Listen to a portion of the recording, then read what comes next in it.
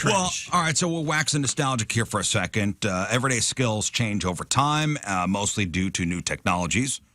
Like these days, kids don't need to know the best angle and air pressure to blow into a video game cartridge to make it work. It's true. They've lost that tech skill. Like if your Nintendo cartridge didn't work, you took it out and you blew in the thing, which never. I don't think that worked actually. Yeah, I I think it don't know. actually damaged because it'd get water in there. And Like they said, that never actually worked, but kids, will never understand what that would be like. Right. So people online are talking about the pre-90s everyday skills that they have but are basically obsolete now. So wrapping textbook covers with a brown paper bag. Yep. Had to do it before school began. You could design it because now they have those things that are already designed for, covering. What it did is because you shared those textbooks every year with the class after you. So you had to put the paper bag on it as a kind of like a book cover so the edges wouldn't get screwed up. And so it was So you wouldn't ruin the cover. Yeah. Way to protect the You never had product. to do that? no. Oh, man, that was a big I think Springfield must have had a lot of money. big thing. Yeah, you get a textbook at the beginning of the year, and you had like 3 or 4 days to make sure it was covered, or else you got in trouble. Yeah. Man. So you'd save old grocery bags, and I got pretty good at it. You'd cut them up, and you'd fold them up, and you would use Scotch tape, and it would become like an arts and crafts thing. Yeah. And you could design the cover to be cool. They had ones you could pre-buy, but, we were old school. And we used like the Pathmark or the ShopRite bags. Those are the big grocery stores by us. Well, yeah, now kids, I'm sounding like a boomer or something, but like kids don't have books as much. No, right? textbooks are mostly online now, and there's no need to wrap a Chromebook in a paper bag. You never had to wrap your books up with... I have no memory of this. Yeah. None. I didn't care that much about my textbooks to do that. I can't. We were probably supposed to. You and I. Was it just like a missed thing it. you were required to do? Yeah. Really? I don't recall. Like, yeah. I just remember like my math book with the numbers on the front. I can like close my eyes and picture the covers of a lot of my textbooks. I remember like the math books would be like Algebra 1 written in like italics, and then it would have like little equations in the background and numbers all over it. This was mostly elementary and junior high. I don't remember doing it in high school. Oh, I do. Wow. I remember it. But yeah, that was something you had to do. Had to do And it. there's a lot of people right now remembering those days. Yeah. What was the point of doing it? To save the covers, because the books would go, from year to year. Yeah, I just remember sometimes you got luck of the draw. You'd get like a new book, but usually your book already had, a few boogers dried on there. It was kind of torn up, and you're like, cool, this is my book for the year. You just put a visual in my head that I've not thought about in 25 years. That is so true. You would get a textbook, and the class before you would get the booger guy who...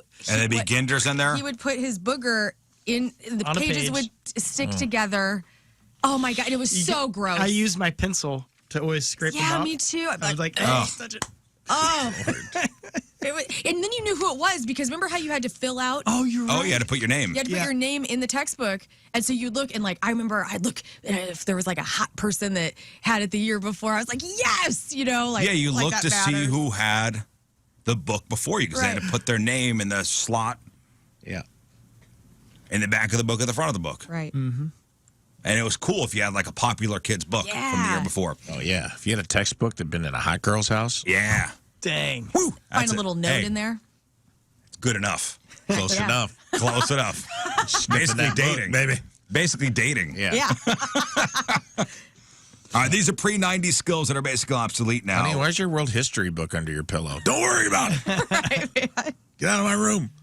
Unknotting curly telephone wires to get all the curls facing the right way. Like landline phones are basically gone now, but untangling cords is still useful, Sure. I guess. But you know what I'm talking about, the curly landline phone cords. Oh, yeah. Yeah. Try and get all the curls to face the right way. Oh, yeah, like our headphones. Our headphones. Like our headphones Yeah. have those now. And that phone in there, it gets used a few times a day, and somehow it's always just back into the ball of twine. I don't know what happened. Giving a karate chop to the TV to fix the reception. Yeah. I That is feel like what's- that happened a lot in Rafe's house. Yeah. I mean, I was my dad's remote control from age 3 to like 9 because we had a console TV. I would just sit and he'd be like, turn it to 6, click, click. Turn it to 3, click, click. I just had the clicker.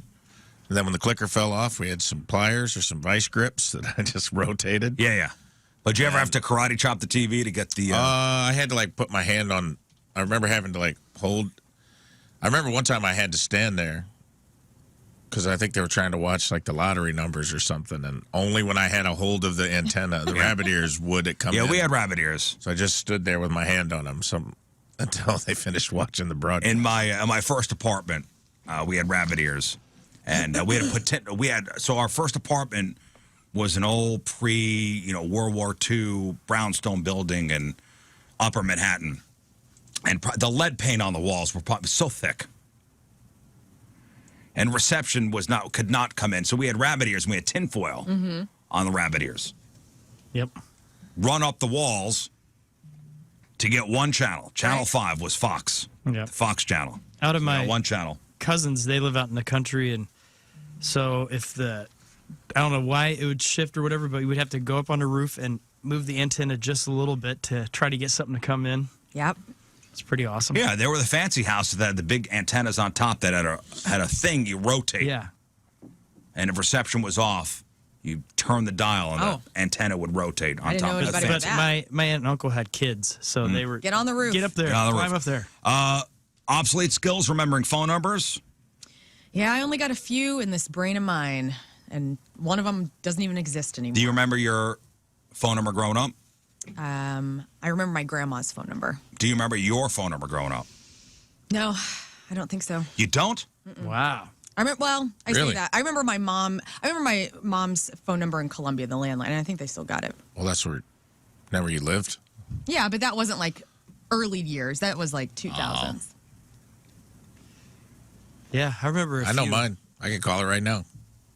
Will somebody pick up? Does somebody have the number still? I don't know. No, I mean, no one in my family. Yeah, nobody in Someone my probably family has it. has my number growing up, but I still remember it. What's amazing is back.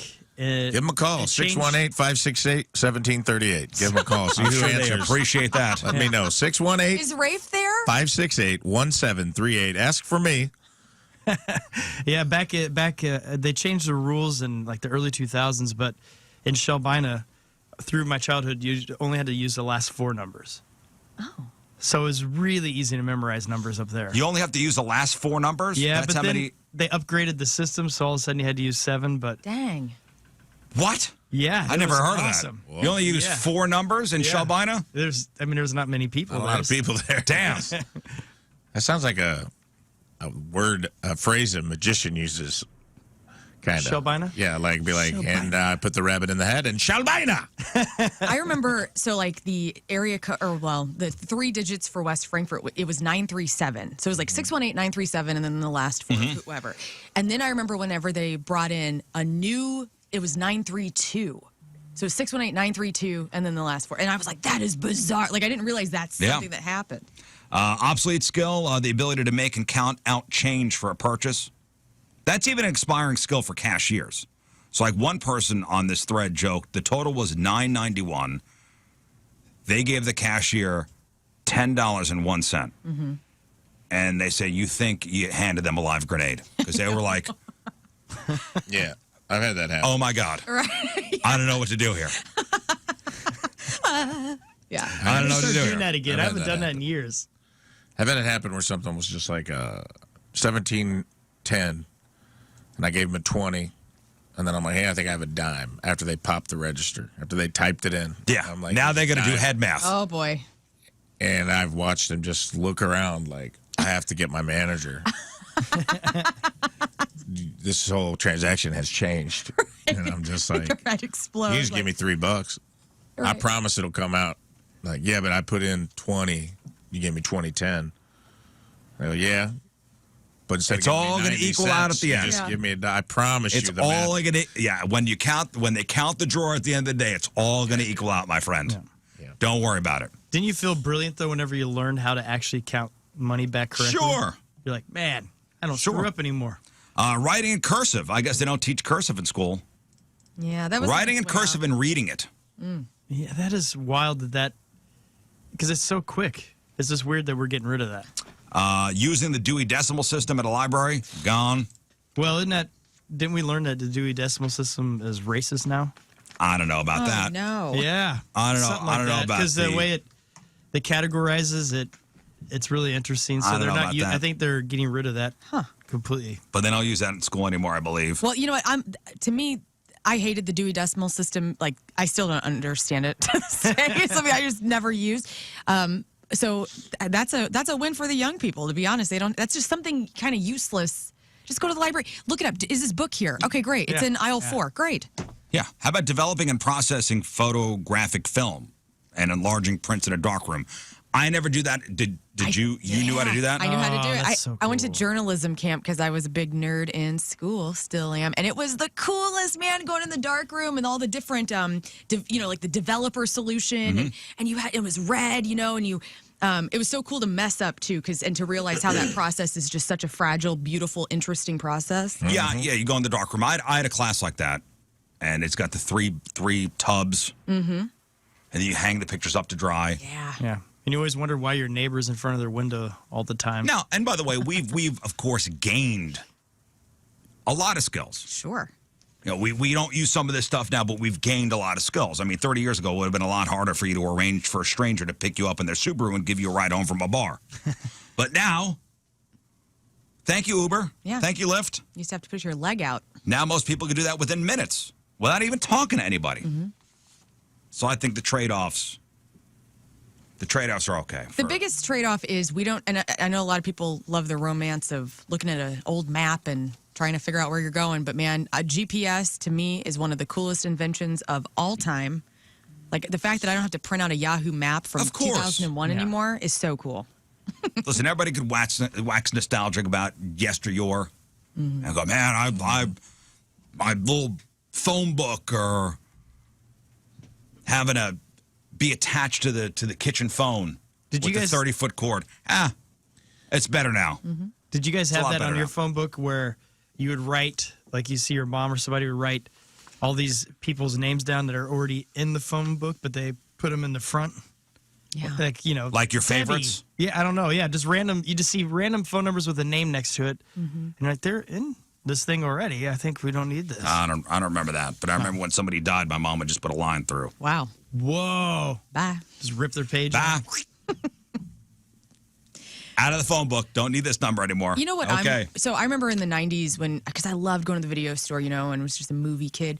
And I remember daydreaming about, I hope someday there's a way for us just to have every movie that ever existed you could just order it from your TV. And we did this over the weekend. I was really feeling it. Somehow Chuck Norris came up in my mind last weekend, and I told Tim, I'm like, I really would love to see Sidekicks again with Jonathan Brandis and Chuck Norris playing himself. And we just got on our smart dish thing and typed in Sidekicks. Sure enough, Tubi had it, with ads. And we just sat there and went back in time watching wonderful. this. I mean, that is the coolest thing ever. Love that movie too, by the way. Oh my god. Sidekicks? Yeah. It's a classic. Great movie. Me and my brothers used to watch the hell out of that. Yep. That and Jonathan Brandis and Ladybugs. I loved Ladybugs. Sidekicks is the kid version of the adult fantasy of stopping like your car from being stolen. Yeah. Or somebody said like stopping an Amber Alert. Everyone's had that fantasy of Yes. like it's another one too. It's good. Ladybugs, dude. Rodney Ladybugs with Rodney Dangerfield. Wow. Amy says, my 16-year-old daughter took her disposable camera to Walgreens to get the pictures, and she couldn't figure out why she couldn't have the pictures instantly. Yeah. Yeah. You just have to wait like a day. I used to work at a photomat. Go on. It was a wonderful job. I was, for the 2 or 3 semesters that I was in college, that was my side job, was at a photo hut inside a drugstore. I'm imagining you as Robin Williams in 1 hour photo and he's like murdering that. Oh, and ask me if there were nudes. Oh, yeah, there were. Hell yeah. Yeah. Oh, yeah. Did you keep a copy for yourself? No, but the boss did. Wow. That's Boss what he called did. himself then. So good. And if I'd come in for my shift, he'd show me these special pictures that he made copies of. Scott, come in here and look at these special pictures. Oh no, there was no Time come in. you grew up. It was the kiosk was in the middle of the drugstore. There was no come in anywhere. He would have the envelope, What the a pictures perv. envelope, Yeah. And remember when you got your pictures developed, they would come in an envelope, and in the back would be the negatives. Yep. In case you wanted copies at some point.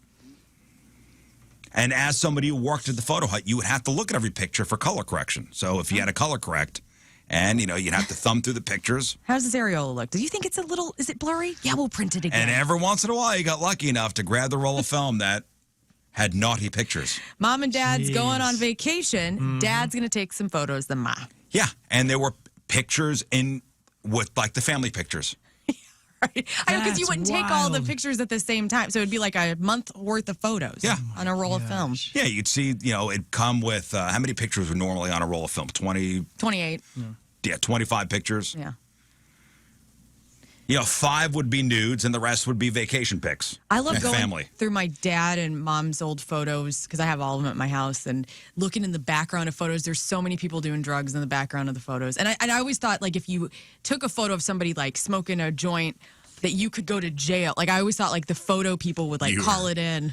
Accomplice. Yeah. Well, I'll tell you, this photo guy would not call it in. No. I wonder how many photo people had copies of your personal photos, too.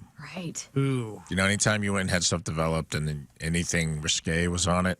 So I'm saying, my boss used to make copies. I just wonder, I know, but I'm like, I don't think he was an anomaly. No, of course not. He was the one weird guy running a photo mat. I think it was probably. Yeah, if you thought your photos were safe. A lot of people had them. Absolutely not. Those dudes were keeping those pictures. Absolutely. Now, hand to God, I never did. Yeah. Hand to God, I never did. I never kept into the photos for myself. But I'm sure I was amongst people that did. And the boss of that little photo hut, he for sure did.